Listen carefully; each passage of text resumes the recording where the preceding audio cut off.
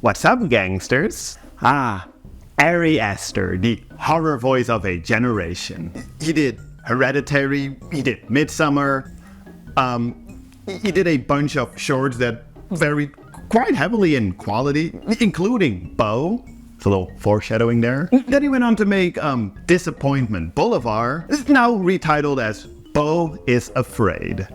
More like Jeroen is Afraid as to how to review this movie, because what the fuck was that then? And I did want to cover this movie as part of this series, despite it not really being a horror movie in the traditional sense, or any sense for that matter. But still, let's just take a look at what cookie shit Ari Aster cooked up for us this time. When this movie just came out, I read early reviews praising this movie, or like warning audiences for how wild and mostly anxiety-inducing the whole thing was. So I was like, bring that on. And to be fair, the first portion of this movie does a fantastic job at this. We follow Joaquin Phoenix as BEAU. He lives in this apartment building that happens to be located on the most deranged block of America. And I absolutely love this crazy and violent, borderline surreal world building. Reminded me a bit of the works of outsider cinema filmmaker Damon Packard. It's maybe a take on the United States, but more likely, we're just seeing the world through the eyes of our protagonist who suffers from extreme anxiety. Hence the warnings found in the aforementioned reviews. And even though in my opinion it never gets that bad, the movie does really do such a good job at communicating this delusional paranoia. The camera work and sound design, the chaos is just so well visualized, very detailed but also nuanced. Everything just feels so off. I love it.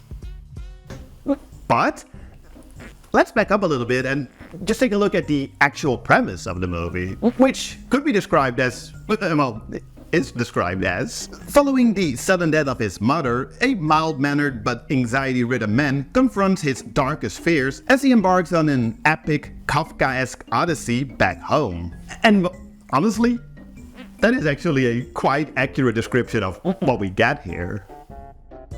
It just really takes its time to show us all of that. At a whopping 3 hours, this movie is long. And don't get me wrong, I don't mind long movies, but I do a bit when they feel very episodic and inconsequential, which probably is my biggest problem with this movie, as it feels extremely episodic. After the, in my opinion, amazing 40-minute opening segment, BEAU ends up with this family that takes care of him after getting into a car crash where more crazy shit happens. Another 40 minutes later, he escapes and ends up with this traveling theater group where even more crazy shit happens. Then another 40 minutes later, he leaves this place and finally arrives at his mother's place where arguably the craziest shit happens. And then another 40 minutes later, we arrive at the movie's final 20 minutes? And at this point, the movie really just totally lost me.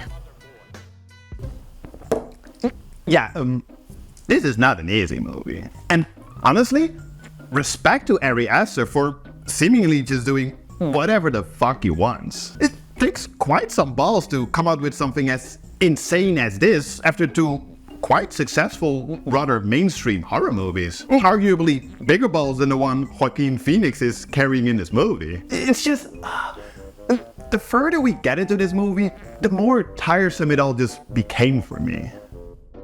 Like, the movie is fun and all, it just really starts to feel a little aimless at some point. It's just crazy shit. Everything just goes so wrong. Like, everything is just happening to our protagonist. All the while, the movie goes through quite some tonal shifts. And I know. That's all just describing this movie at face value. It's obviously a very symbolic movie, and while I definitely haven't figured out this movie yet, like, at all, I am pretty sure it's basically just BEAU's life story, told in a semi-surreal manner through his own delusional worldview. A story that's filled with anxiety, generational trauma, and a great unhealthy dose of mother issues, as BEAU has quite the abusive, toxic relationship with his mom. And then some, I'm sure. But I do feel like that kinda covers what this movie is going for, maybe? I'm sure it's a very personal movie, and because of that, I do hope that Ari Aster is doing okay. And also, like, generally, I love symbolic movies, or like, I have no problem with them. It's just, you know, like when it's getting in the way of the general, like overall flow of the movie, and the movie starts to rely a little too heavily on said symbolism, you just kind of lose me as a viewer. And that's why, in this particular case, I just kind of completely zoned out towards the end. I was mostly just waiting for the whole thing to be over with. Still, I think it's kinda great. Joaquin Phoenix is fantastic. His performance as a person just totally lost, unwillingly just going with the flow, it's so on point. And despite what I said earlier about the movie feeling quite tonally inconsistent, what it does at any given point, it does do quite effectively. The comedy is surreal and out there. The drama is emotionally effective. Really, the movie does honestly do a great job at getting across whatever it decides to try and get across at any given point throughout its 3-hour running time. And I think I'm just gonna leave it at that. I do think that it's an absolutely well-made movie, but I also believe it's just not for me. Was it for you? Nice. But feel free to let me know in the comments below. So, like, why this did work for you. I would love to read. We're all friends here, I like to think. So, you guys go ahead and do that. And then, in the meantime, you already know, I'll see you guys again in a couple of days. Cheers. Have a nice day.